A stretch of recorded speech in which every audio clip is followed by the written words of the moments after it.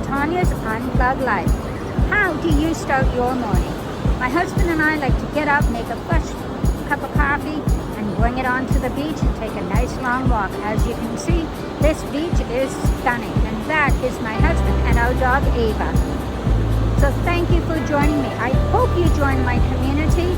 I talk everything about health, wellness, and everyday life. So if you are interested, please hit that subscribe button and hit the like on the videos that you enjoy watching. And welcome to my community. And don't forget to keep checking back to see what I've been up to. I wouldn't want you to miss any great new content that's coming available to you. So come along with me, and I hope you enjoyed today's video.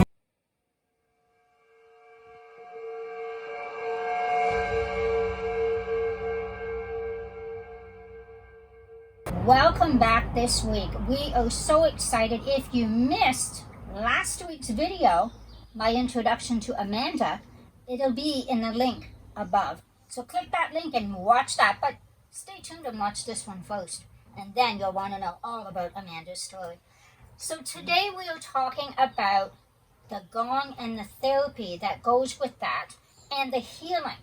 And Amanda I've been to one of your classes. I think it's absolutely amazing what you do. And I think it's amazing that you really feel something when you come out of that class. I really felt the vibrations and the movement. So I really wanted to share and have you share with us your journey to doing what you do best and explain what it's all about and how it helps and heals us on our wellness. Sure. Thank you.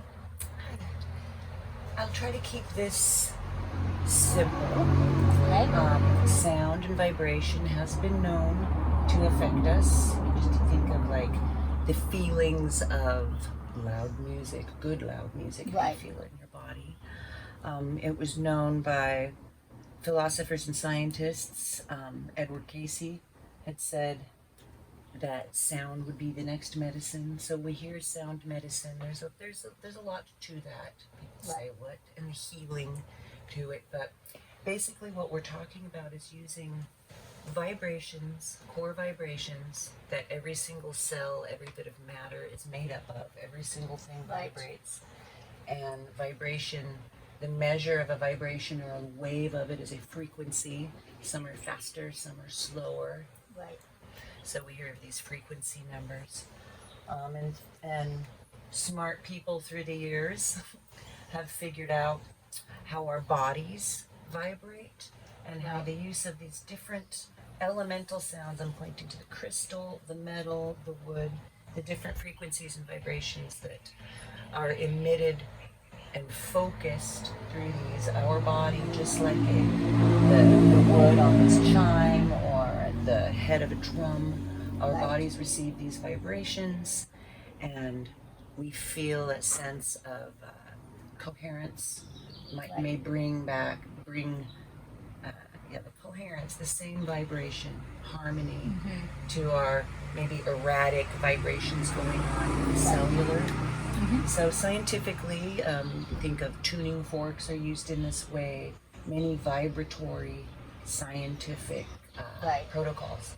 So specifically, we'll speak about the gong because we have so much time. We could I can do a little series, which could be fun. That would be a lot of fun, yes. So we look at the gong. Where does this come from? In yoga tradition and why we see it now. Right. It probably comes from the place of Yogi Bhajan and the Kundalini yoga. He had picked up this heat from somewhere, the desire to bring this into his meditational practices because of the Sikh influence and the yoga of sound and chanting and mantra and sound. So he tuned into that vibratory field. Other students took it further, made that their path. Right. So in the modern lineage, that's where we would see that basically coming from. Okay. But as far as other music, other instruments, people have been playing for others in a loving, focused, intentional way. Right. For healing and gift giving. Right. Yes. For forever. I think that's where people years. really picked up a flute and played it for their loved ones. So Right. isn't moved by the sound of a flute played for you. Right. Gongs specifically have two parts. You have Asian gongs, which may be the oldest that have been found. I believe Indonesia and Java. Can't give you the exact years if I prepared. You can Google it. Bronze gongs during the Bronze Age, all over Asia, ceremonially, probably for healing and for meditation as well, because they're powerful. And in European gongs, and the northern countries, Norse countries, who were great bronze masters, have been found that are large gong percussion instruments of ceremony and ritual. So all over Europe, the modern gongs now you see either come from Europe, Czechoslovakia, and Germany. The cast gongs come from China. And Wuhan specifically has been making gongs for thousands and thousands of years. Wow. So my path with the gongs, I spent about 4.5 years after being taught and kind of initiated and brought in by my teacher, Signa Cheney, who's an amazing yoga teacher and sound healer and friend, lives in Colorado in the United States. So she helped me, she and her husband, find my first gong. Nice. And I played with her some and really helped me feel comfortable with that, so I thank her a lot. After 4 years, I was really ready to take that step. You know, for me and in our life here, it's a long way to fly and to go to some retreats or trainings. There's so many.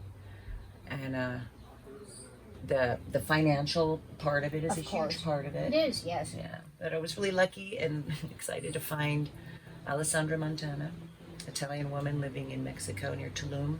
I'd followed her on social media for a while and just was like, that's the lady if I ever do anything, and so finally kind of made a decision through some other circumstances, and received just a download of technique, technique from lineage, and also just confidence, lots and lots and lots of practice and playing together and deep listening.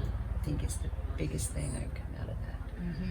It's amazing. It's amazing just listening to how people progress and move along on their journey and what inspires them. Like you said, social media. Like 20 years ago, you wouldn't be following somebody in Mexico that you now have connection with. It's just, and even living in Ecuador, the connections we have all made in our community, in our wellness community, in our healing community, is an amazing thing. That you're from the United States, I'm from Canada, people from all over the world, and it's been a beautiful thing. It's a beautiful thing. And so I'm going to ask you how this helps with our wellness and how it helps us. Sure. You could explain to us how the gongs work and how it affects us in our healing. Sure. Thank you. We've all probably heard a little bit of this, and I'll just clarify. As deep as I'll go is talking about brain waves. Of course, I'm not a brain scientist, but we all know about the different waves, and we all know about the different levels of activity in our brains. We've heard of the theta, those in between sleep states, real deep relaxation states. So things like the Himalayan bowls, played with intention, the gongs, crystal bowls, and the sound healing instruments that are given space to expand, I've shown to completely change your brain waves when you're put in a state of rest, usually sound baths, you're laying or maybe sitting supported in a meditative position, but in a receiving position, and they will take you, if you're receptive and ready for it, easily laying there and want to, take you into this theta state, which is not sleep, which is not awake, you're not dreaming. We all know that state of bliss.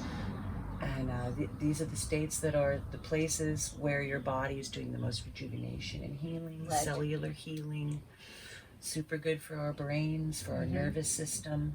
Yeah, it's very important. And it's an amazing thing that if you're not aware of what this does, it's just an amazing thing to be able to experience that. And if you ever get an opportunity in your community, in your home state, your home country, it's really an amazing thing to be able to experience that. And like I say, I have been with Amanda before, and it's just that you're in a totally different mindset. And I think it's important that really look into it if it's something you would like to do, but really make sure that you look into it, research, and make sure it's something that you would like to do, because it is definitely another way of healing. And so how does that actually heal you? Like, I mean, I understand the physics of it and that, but I know with Reiki as well, you get to that euphoric state almost, or you're kind of in that cloudy state, like you had just explained. State to Right, brainwaves. right. And so, can you explain a little bit, just a little bit, because we're not doctors either, but a little bit of how we get to that state? Like, how does that transition into that state? Well, there's a few things. I begin my sound baths with, before any of the gong and these sounds, which become very expansive and almost chaotic, which is another tool, the second tool. I begin with rhythm. So there are certain rhythms definitely that have been known forever. Right. The circular frame drum I use, sometimes my shakers, different percussion, where I will begin with a rhythm, and then I'll move into a drone sound with my shruti box, which is my little accordion. And so there's a purposeful transition and journey, but always with the rhythm. Right. So a drum, a repetitive beat takes you right in, especially when you're ready and laying down. Your breath immediately lowers, your nervous system calms down because your breath is. The second thing is the actual sound and listening. Most people haven't heard the sounds before, and there's multiple gongs. There's a part of your brain that's going, what is that? Right. Everyone goes through that, like, whoa, I've never heard anything like that. So that occupies your brain. Right. In a way where then you finally let go, and then you'll find yourself in that completely floaty, relaxed state. People often have a lot of release in a positive way, nothing extreme or perilous. Right. Stay Calm Wellness Workbook. Set your goals and priorities within your life. This book has 72 pages. Let's take a look inside. This book is small enough that if you want to pop it in your backpack, your purse, and you're always on the go, this is a great little book to have with you at all times. Let's take a look inside. Setting goals, 30, 60, and 90-day goal setting. Assessing your physical and emotional well-being.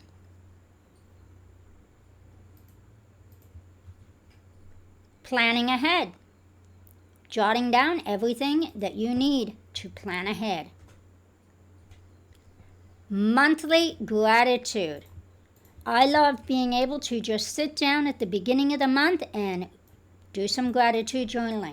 There are plenty of pages of notes. And don't forget to pick up your copy in the description below. I would like to thank Amanda for taking the time out of her lovely day and explaining to us her journey as well as Gong therapy. And I think it's very important that we come back. So stay tuned for maybe some more videos. And I just wanted to bring to you this little series, because a lot of people have seen these beautiful instruments and they're like, what is that? What does that do? So I think it's really important that we do this little series. So thank you so much, Amanda, for your time.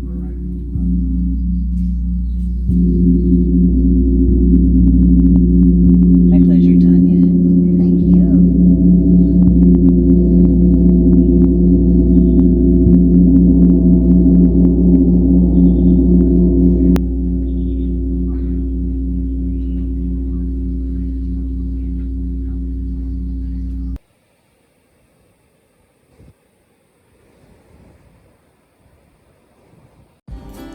Thank you for joining me on today's video.